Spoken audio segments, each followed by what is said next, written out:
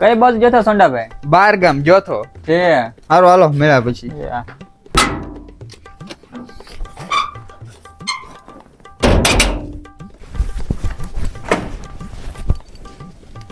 હાલે તાળું તૂટેલું ચોરી થઈ ગઈ કે હું? અરે આવ લૂંટાઈ ગયો. એલા સોંડાભાઈ કેમ રોવો છો? શું થયું? ચોરી થઈ ગઈ મારા ઘરે.